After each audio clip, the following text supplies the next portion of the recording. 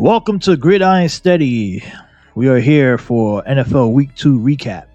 Now, I must say it was not a good week for us in Week 2. I mean, we struggled pretty badly with the picks, and we'll get into the picks a little bit later as Wednesday we'll have our official Week 3 picks if anyone is still around after losing all the money in Week 2. I mean, if you took our picks, you might be at the welfare office right now applying for food stamps because it was that bad. You might be getting handed the divorce papers from the wife because you lost a lot of money. So we're gonna talk a little NFL. Obviously, I will talk a little bit about the college football Colorado situation still in the news. I mean, we talked Deion Sanders last week. Colorado's still in the news because they're undefeated. So we'll talk about that. And more so the injury of Travis Hunter, the two-way player who was expected to be a hot commodity for the NFL. But first we're going to stick to the NFL Week 2. More injuries happen in the NFL. Now, before we get to the injuries, I want to talk about some of the games that I thought that we were looking out for. There were a couple games last week that I said. This week I said that we needed to see some must wins from, not must wins, but a game that you're like, well, if this team is for real, wants to be good, they have to win. So the first one was the Buffalo Bills, right? Buffalo Bills were 8.5-point favorites on our board at home, and we thought this was a game that we figured Buffalo would win. They covered. They beat the snot off the Las Vegas Raiders. We knew Buffalo would win at home, and we thought this is a game we got to win. After Week 1, you had to come back.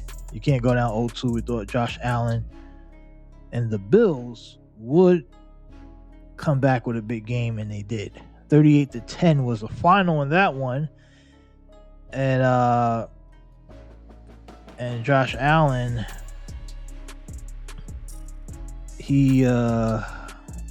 what did he do in this game? Sorry, I gotta get I'm trying to pull up my stats here because I'm not a genius. 274, 3 touchdowns. So he did pretty much what we expected. 31-37. He did his job. I'm not a Josh Allen fan. I don't like the Bills, but I admitted that I thought the Bills would come back big in Week 2, especially if they wanted to be considered legitimate. So they did their job. Now, that was one game. So the Bills took care of business. Now, the second game that we was looking out for to see, not a must-win situation, but a game that we thought that the Kansas City Chiefs and Jaguar game. This is a game that Jaguars coming in. We got high hopes for the Jags this year. We had them at, I think, a lot of wins, 13-12 wins. We had big expectations for the Jags this year. We thought Calvin Ridley coming in would be a huge boost for Trevor Lawrence. And I said at home, Jaguars, if you want to be considered serious, you want to be in that echelon class with the Chiefs and, well, I guess the Bengals, but the Bengals are struggling right now. And the other teams, you want to be taken seriously, you have to win this game at home. They didn't do it. They lost 17-9. And the Chiefs beat the Jaguars for the third time in 10 months. So the Chiefs have the Jaguars number. And it wasn't like it was like this big giant performance. Like Patrick Mahomes did go for 305 yards, but he was 29-41 through an interception. He was sacked. Pachenko on the ground, 12 rushes for 70 yards. It was Travis Kelce, 4 catches, 26 yards. So the offense was spread out across the board. You see Kansas City with that spread out offense. They're just continuing to they're getting it going again. You can see it. We knew Kansas City wouldn't be down for long. I mean, as soon as they got their contract situated, they'd be back.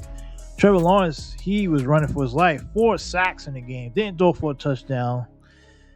22 of 41, 216 yards. I mean, that's just not a good look for the Jags. They struggle big time. Kirk had a big game, 11 carries, 11 receptions for 110 yards. He pretty much was the offense. Calvin Ridley only 2 catches for 32 yards, so he was on ice compared to his previous week. So the game plan for the Chiefs were to shut down Ridley and put pressure on Lawrence, and they did both. So those are the two games. The Bills and the Jags were the two teams we were really keeping an eye on to see if they can turn it around. And also Pittsburgh was the third team. Last night on Monday Night Football, Pittsburgh's second consecutive game in a row at home after losing their home opener to the 49ers. I figured this is a game that the Steelers have to win. They got to win this game. There's no way they're going to lose 2 games straight at home to start the year. Things were starting to get a little shaky. But the Steelers turned it around. They got a 4-point win. They were underdogs going into this game again for the second week in a row. 2.5-point underdogs. They come out and they win the game outright. TJ Watt passes James Harrison as the all-time sack leader for the Steelers. Pretty impressive because that thing Watt's pretty impressive. TJ Watt is a beast. Kenny Pickett was solid. I mean, he wasn't great at all. 15 to 30. Actually, he was probably below average. He's still getting his fitting going. I don't know how long that's going to take. But Deshaun Watson, 22 of 40, 235 yards, 1 touchdown, 1 interception. Not that great. I'm telling you guys, Deshaun Watson is overrated. He's overrated. And Cleveland is kicking themselves for paying. You paying this guy all this money to do that. You can get any quarterback to go 22 of 40 with 230 yards, but you're paying Deshaun Watson $200 million to do that. Just don't know where you see it. The George Pickens, he was targeted 10 times. He caught 4 catches for 127 yards. He had a big game. Amari Cooper for the Browns, 7 catches for 90 yards. So the thing here from last night's game, turnovers killed the Cleveland Browns, obviously, right? Turnovers were big. Both teams sucked on third downs, right? Both teams were garbage on third downs. Cleveland rushed the ball. Steelers couldn't stop the run, but both teams in the air, nothing. Steelers won the game despite having only 255 total yards. You know, that tells me how bad Cleveland is not that good of a team. And Pittsburgh is struggling.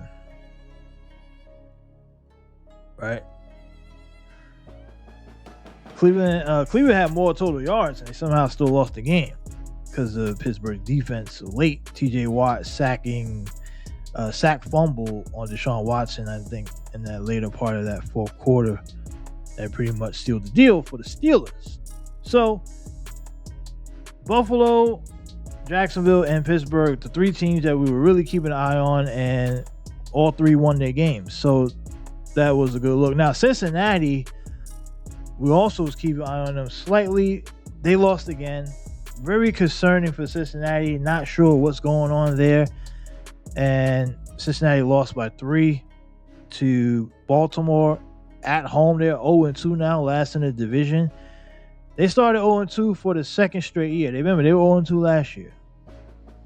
But the Ravens, 2-0. That is... Look, I've been disrespecting the Ravens. I don't like them as a whole, but I'm not sold on Lamar Jackson. I'm still not sold. I mean, 2-0 is not going to convince me otherwise. Lamar was good, though. 23 of 33, 237, 2 touchdowns, 12 carries for 54 yards. He had a 52-yard run, or I don't know what that is. So they ran the football. They had 3 guys running the football pretty well. So Cincinnati can't stop the run. It's pretty clear on that. Lamar spread the ball out to Aguilar, Zay Flowers, Mark Andrews. But injuries, Odell Beckham Jr. with an ankle injury. And we're going to get into more injuries on this. But he's, according to the Ravens, not expected to miss any time. That's what the latest update that we see here today. But I don't know if there's more information. We're going to look. John Harbaugh downplayed the severity of Beckham's injury after Sunday's win, so it appears that the wideout is only dealing with a minor ankle issue. So we don't know. We'll still see. Now, week 3 they got the Colts. So if he has to sit out, it's not a big deal. It's the Colts. Colts suck. So we'll see. So Odell Beckham Jr. Oh yeah, and going back to the Cleveland game, the Cleveland Browns lost Nick Chubb against Pittsburgh. That's a big injury, and Chubb is out for the year. That is, I forgot to talk about that. I just glanced right over that. That might be, yeah. So Chubb is done for the year for the Cleveland Browns, and the injuries are piling up across the NFL. Guys are dropping like flies. It's just crazy, right? It really is. It's almost like, God damn. Chubb had 10 carries for 64 yards before going down. And the Cleveland's going to be looking for some replacements. Maybe Kareem Hunt, potentially. Could be an option. Among others. Cam Akers is a free agent. I mean, the Rams got Cam Akers. Kareem Hunt's a free agent. So, remember in the offseason, everyone was talking about running backs paid them, but then guys wanted to get paid, but these guys drop like flies. They're a dime a dozen. So, Saquon Barkley with the Giants, same thing. He got hurt. Guys that get these running backs drop, and the production doesn't fall. It's not that much. Look, even with Chubb going out, Chubb by far the best running back on the team. Ford steps up. Jerome Ford, 10 carries for 16 carries for 106 yards.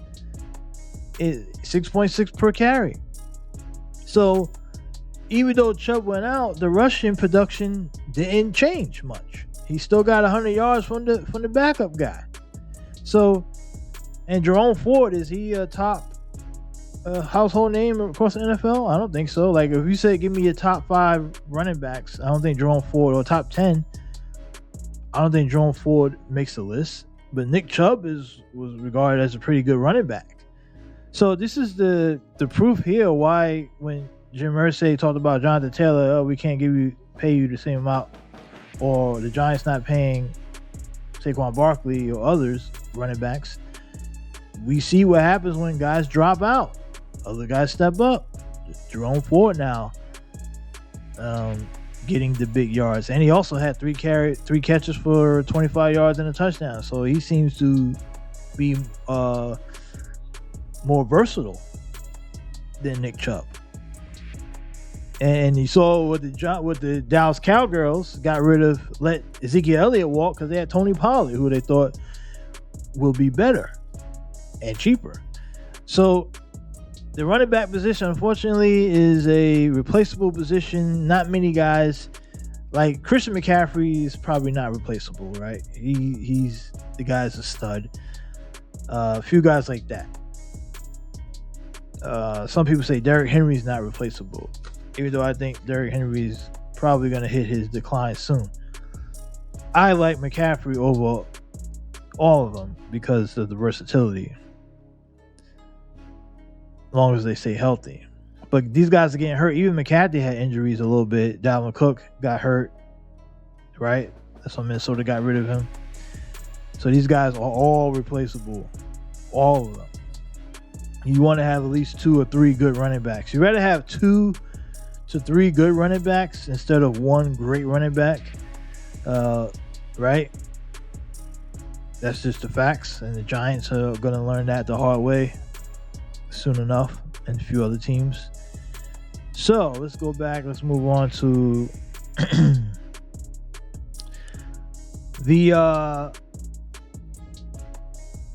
so a couple of these games, I tell you, the Packers and the Falcons, that game went down. Packers nearly pulled that out, but the Falcons 2-0. How about that?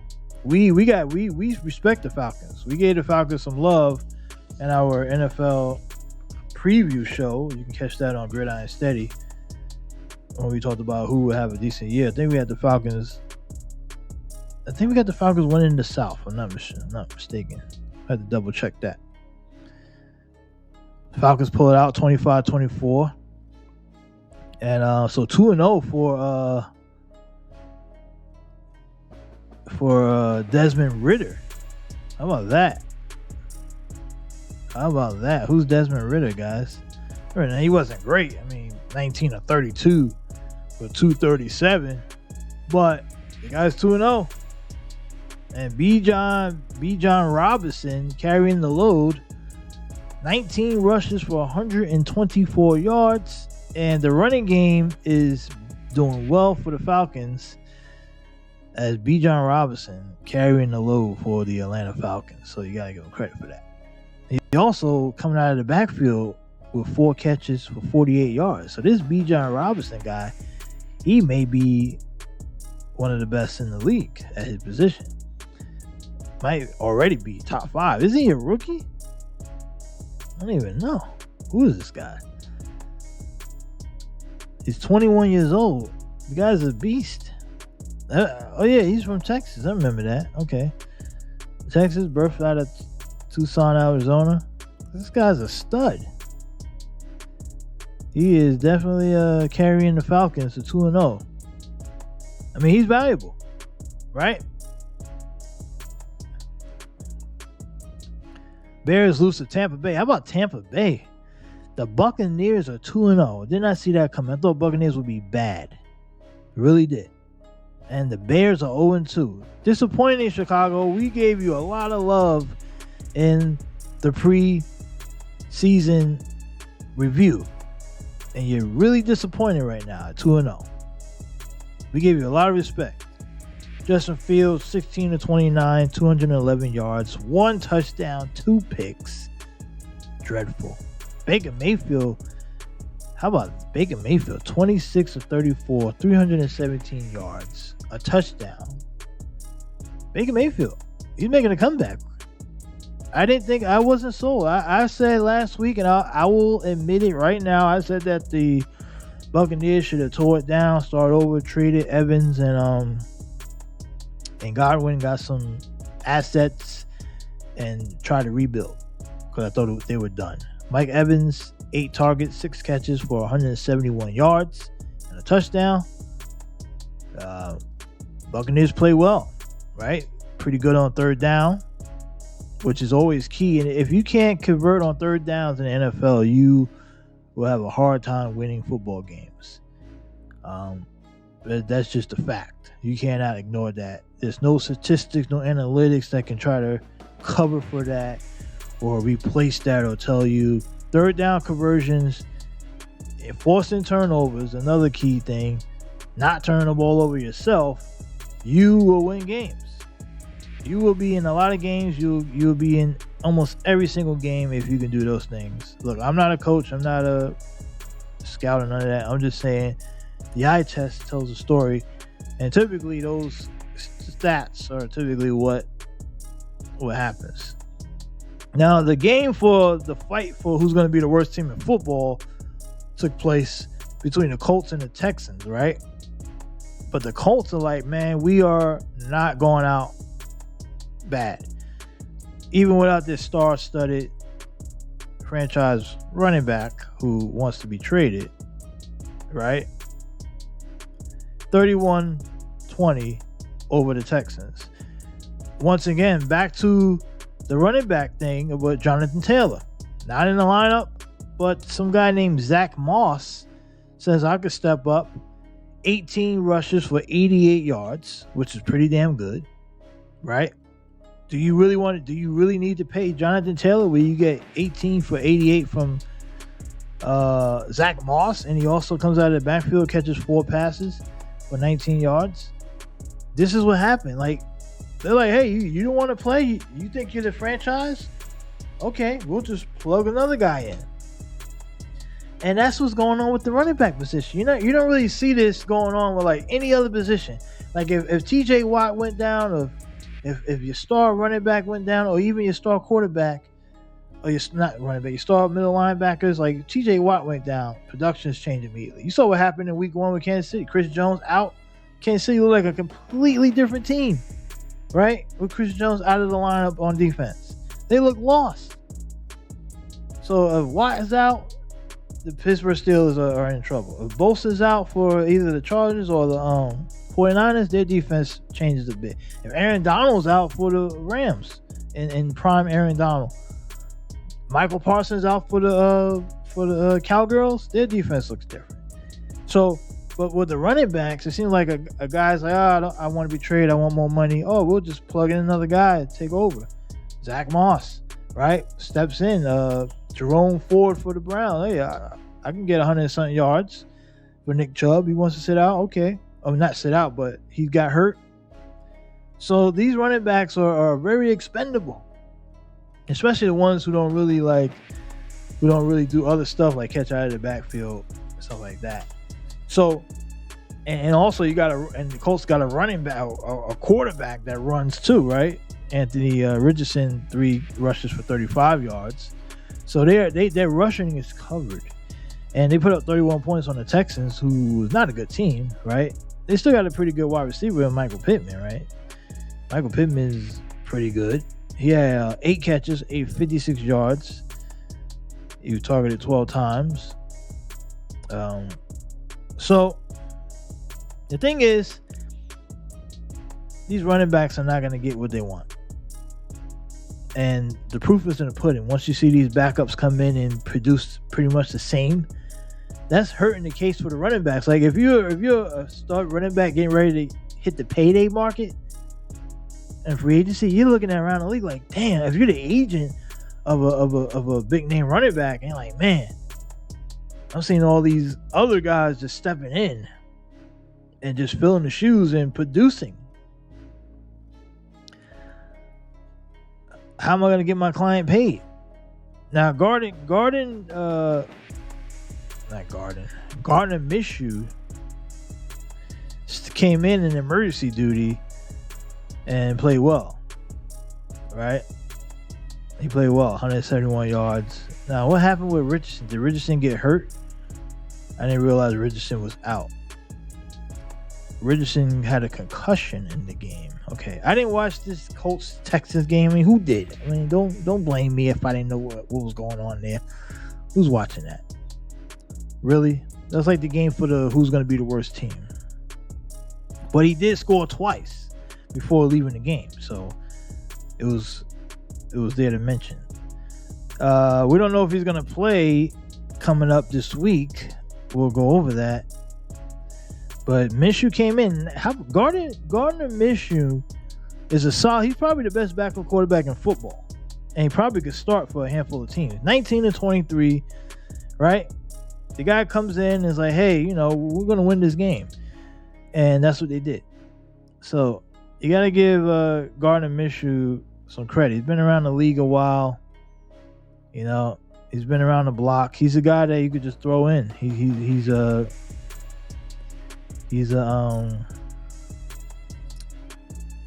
guy that's pretty good.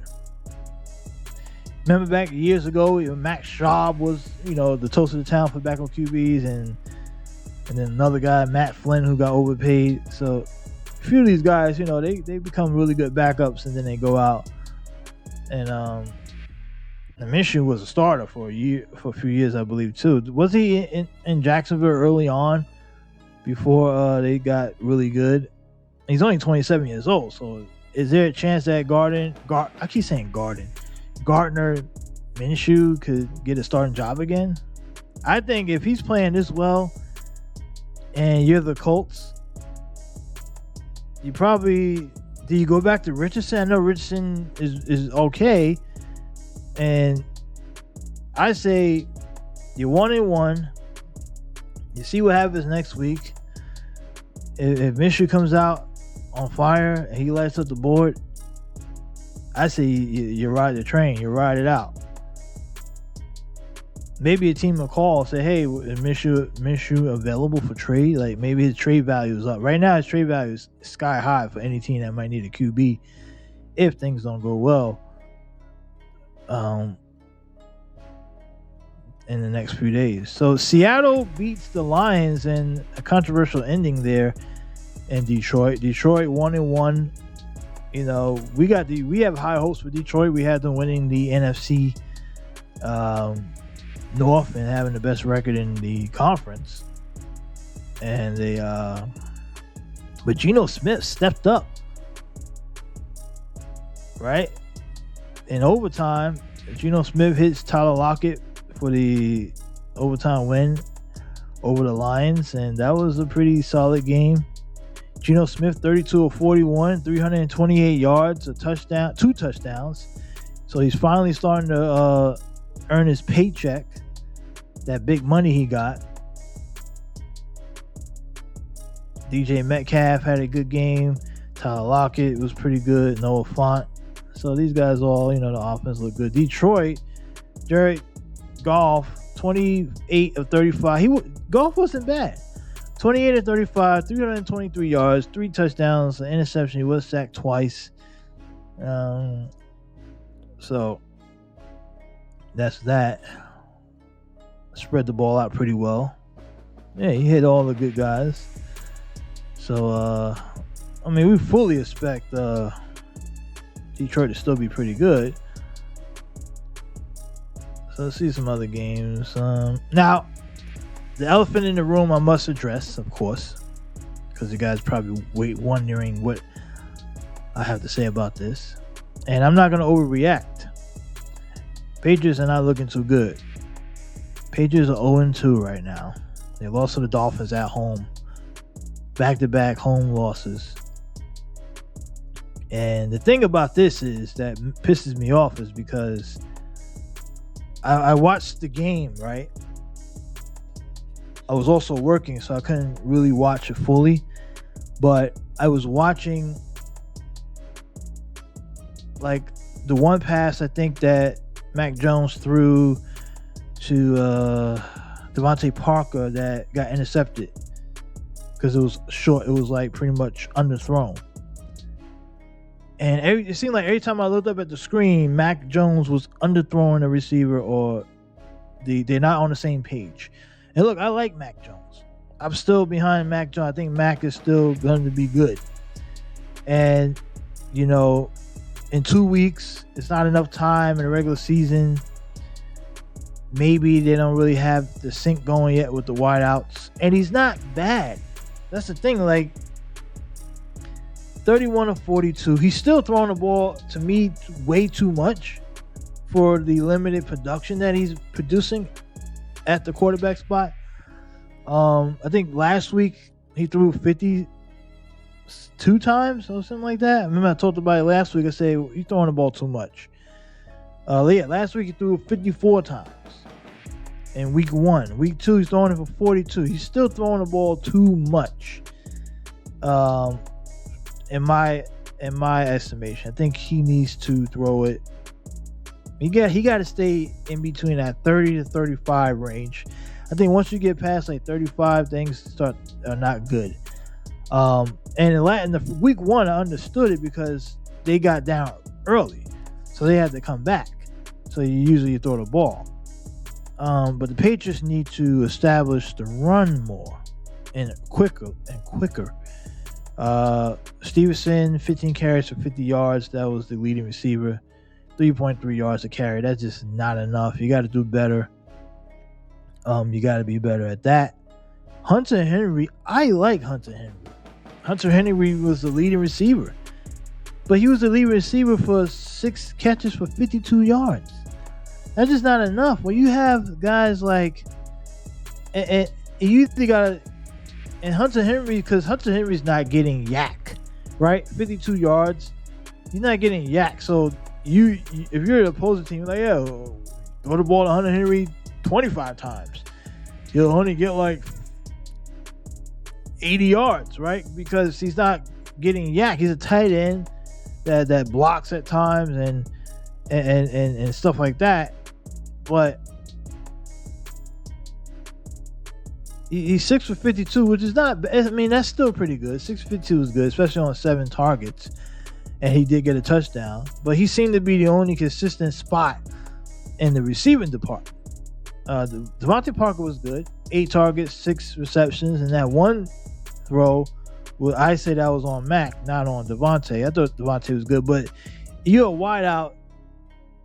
You like your wideout to get double-digit averages per catch. 9.5 is good on 6 catches. It's okay, but you gotta. If I'm throwing you the ball, I mean, I don't know. It's just something's not right here. It's just something's off. You spread it out. I get it. Look, the averages are not bad. 9.5 is solid, right? Especially when you got another guy getting 8.7. You got another guy getting 6.3. The ball is spreading out, but something's off where it's just the timing of the situation. So like that one pass to Parker in the end zone that was picked off because that was a bad pick. That was a key moment. It's like the key moments is what hurting the New England in these games. Key moments, and Mac was also sacked 4 times, so you gotta blame the offensive line a bit for not holding up. Offensive line seems to be a bit shaky. But the running game got to be better. I mean, there's no way Mac Jones should be out rushing Ezekiel Elliott on the same amount of carries, right? Ezekiel Elliott 5 carries for 13 yards. Come on, Zeke, really? We brought you in here to produce when you get the ball. Stevenson had 15 rushes for 50 yards, which is not great either, right? 3.3 got to be better. When Mac Jones is averaging better yards per carry, and most of that is because he's running for his life, right? He got sacked 4 times. The offensive line is breaking down, and he still averages more yards per rush than both running backs. That ain't good. The Patriots need to reestablish the run. They got to get the run game going. Stevenson and Ezekiel Elliott, you got to run. And the offensive line got to get better. I like the use of the tight ends with Henry and Gleesko. I like that.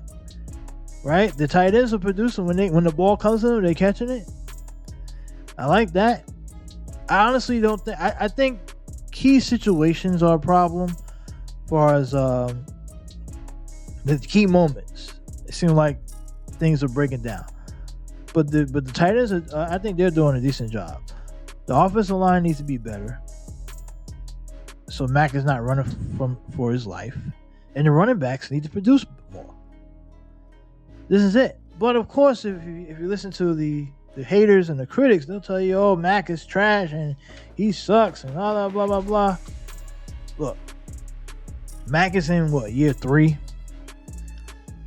I don't think no one never thought that Mac. This is the problem when you're trying to replace Tom Brady, right? When you're asked to be, because Brady for 20 and Patriot fans are very spoiled, right? Especially a lot of these fans that are in there between 20 and 30, right? You saw winning. That's all you know. So when you see Mac Jones, that's a complete different quarterback than Tom Brady. So you're like, but you gotta remember, even early on, Brady, while Brady was still good, I think early Tom Brady was underrated. But I think that Mac, when you have this many different coordinators, different coaching staff, I think he's doing pretty damn well considering the changes that he had to go through for 3 years. I think he's holding up pretty good. Now he still needs to produce. He got to get wins. Doesn't matter how well you hold up if you're not winning. Think about this. If Mac is producing slightly the same numbers or maybe a little bit better, and the Patriots are 2-0, no one's talking shit about Mac Jones, right? Of last year, so it's all about results in the NFL. If you see wins, the quarterback is going to look good, get the credit. If you see losses, somebody's going to get blamed, and unfortunately, Mac is going to be the punching bag. But at times, does Mac piss me off? Yeah. Like that throw to Parker in the end zone that was picked off, that was a bad throw. And I was pissed about that. But I'm still behind Mac Jones. I think Mac can turn it around. It's only 2 weeks. Patriots usually start out pretty slow early in the season. This is like their preseason. Like September is the Patriots preseason. It's been like that for years, even under Brady. So I fully expect the Patriots to get going in the next few weeks. So all you guys out there that are haters of New England and want to see the Patriots fold, I think Pats come back. I still think they can win the division. We got them winning the division, 12-win team. Now, could they still get 12 wins? That's going to be, they did lose the first 2 games that we had them winning. And it is kind of messed up that you lost your first 2 at home. But let's admit it, Eagles are better. They're the defending NFC champions. And the Dolphins were playing better than the Pats. That's just how it goes. Patriots were 3-point underdogs in that game. They were 3-point underdogs. So basically, they were pretty much a touchdown better. The Miami were a touchdown better.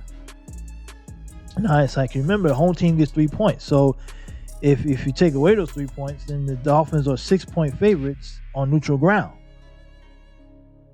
So the Dolphins come in as 6-point better, and they won a game by a touchdown. So it's not like the Dolphins were better and the Philadelphia were better first 2 weeks. So Patriots being 0-2 is not the end of the world. They lost to 2 teams that they probably, now should they have lost to them at home? Probably not, right? But is it the end of the world? No.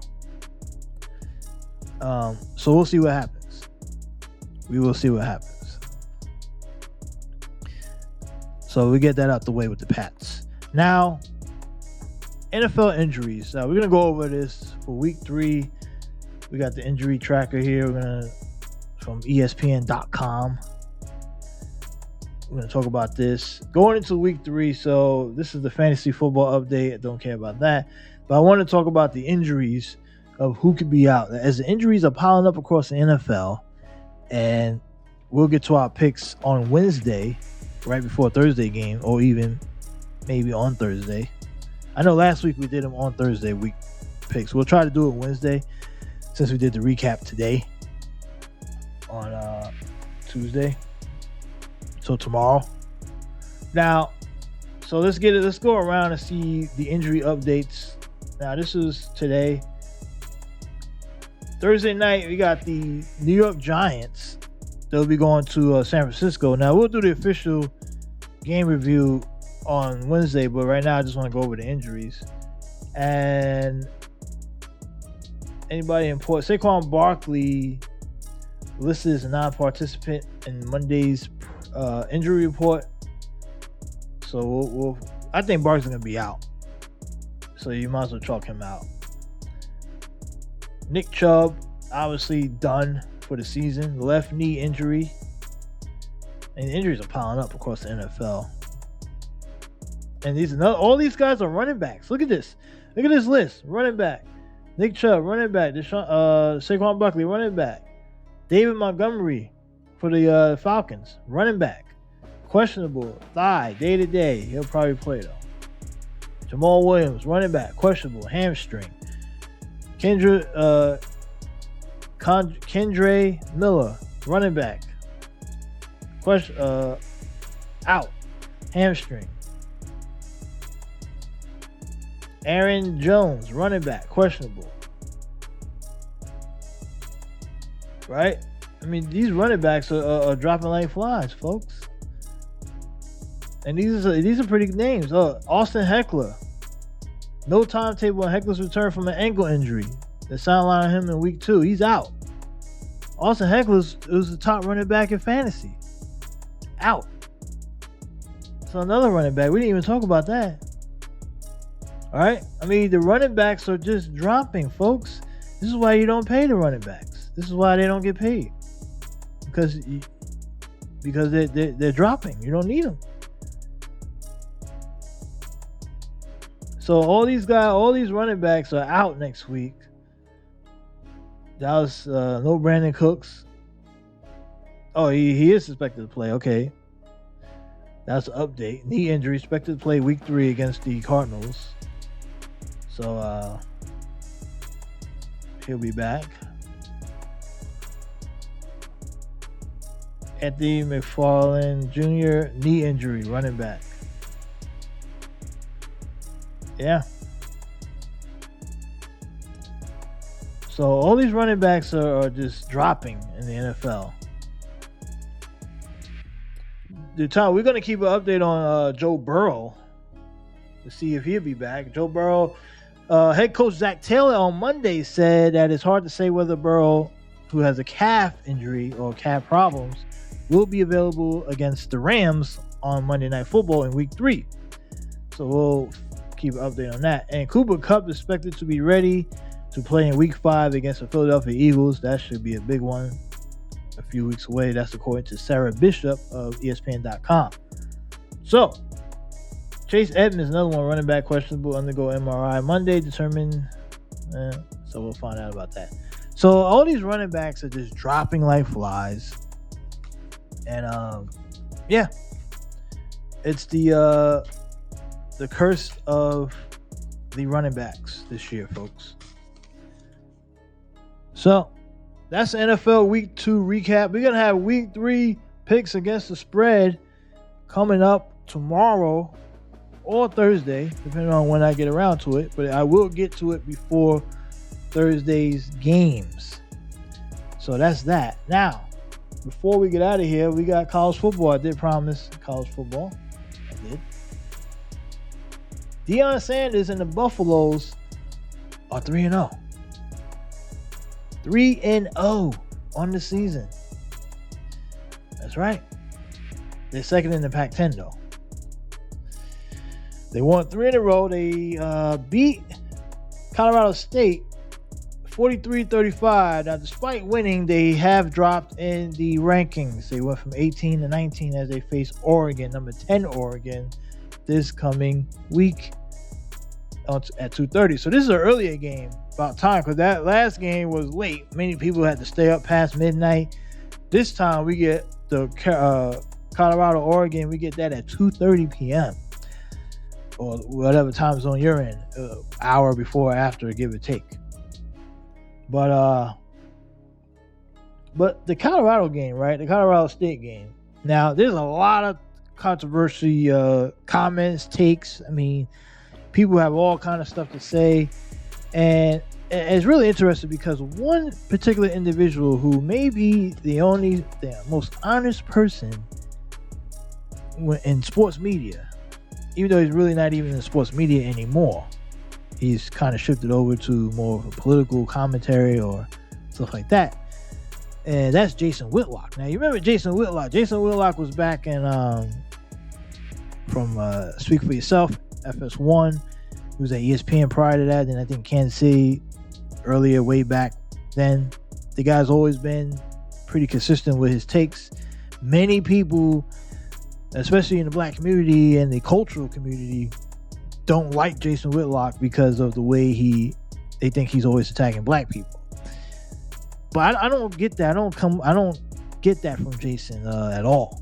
I think people are just emotionally invested to take sides, and when you critique or provide commentary on something that you don't like, you're automatically associated with someone must be hating the person because of their skin color. Now, Jason Whitlock on his last episode of Fearless, which you can check him out on YouTube or Blaze TV, Fearless with Jason Whitlock. Jason Whitlock went into a very deep analysis of Deion Sanders' move to Colorado State. And it was the first time that I've actually heard a different perspective or side of the move. Initially, early on, it sounded like it was great. Everyone was talking about, he did the right thing. He's going to be great for the brand and the culture and all the stuff like that. But when Jason Whitlock broke down the other side of this, and it actually made sense. Now, whether you may not agree with it or not, I think different opinions is always good. I don't know Deion Sanders personally, so I don't know exactly what his thought process is when it comes to why he left Jackson State. We know some of the stuff that was reported, and I don't know his true reason behind it. And Jason Whitlock's explanation comes from a more biblical standpoint, where he doesn't have a problem with Deion either leaving. He made that clear in his episode. He also said that he had a problem with Deion's using God as the reason, because Jason is religious, or he has a biblical standpoint. Now, me, I'm not biblical, so, but I do understand. I've listened to Jason a little bit of his videos and watched some of his shows, and I get why he has the opinion he has, and a lot of stuff he says makes a lot of sense. If you can get past the fact that if you're not a biblical person and you can understand and comprehend what he's saying, what he says is actually facts in this situation about Deion Sanders, about what he did. But he also made a case. He also broke down about the injury to Travis Hunter. He said that Deion put a target on his kid's back with his antics and the way he goes about his press conferences and stuff like that, and which is also true. He did put a target on his back. Now, whether Colorado State targeted Travis Hunter on purpose, I don't know, because I wasn't there. I'm not really informed on that situation to know, but it does make sense on why teams would be hunting Colorado, because Deion pretty much put a target on their backs by the way he went about his business. And I don't think it has anything to do with hating the man because he's black. I know a lot of people are trying to excuse that, like, oh, you're only criticizing him because he's black. So that's why Jason Whitlock is being attacked by his detractors, is because he's the only person that I've seen across the internet that has made a legitimate rebuttal or a case to what's going on with Deion and why he's doing what he's doing, and also providing actual information. He's not just saying, oh, Deion's this, Deion's that. He's actually breaking it down.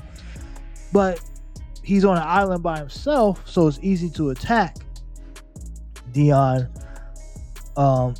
Attack Jason for his comments. But I will say this: I find it kind of odd, though, that a number 18 ranked team in the nation facing Colorado State at home, barely getting a W. You were 23.5 point favorites, and the whole school storming the field like they just won the national title. That is kind of odd. After week 1, after week 2, I get it. You get the first win after losing 1 last year, but at this point, we already established you're ranked now, right? After week 1, you're ranked. Beating TCU in week 1, you storm the field. You have a big celebration. Okay, I get it. That's a big deal. Even winning last week, okay. But now you are a ranked team. You got to start acting like you're ranked. You don't act like you just won the championship and have everybody storm the field. You beat an unranked team that you was favored to beat by 23, and you had to go to overtime to do it. You had to come back from behind and beat them in double overtime. So it's not like this is a perfect situation. But the chickens are coming home to roost, it seems like, as they got Oregon next. And if Oregon beats them, there's a good chance they may fall out of the top 25. There's a very good possibility that might happen. So, as I say this, Colorado's getting humbled.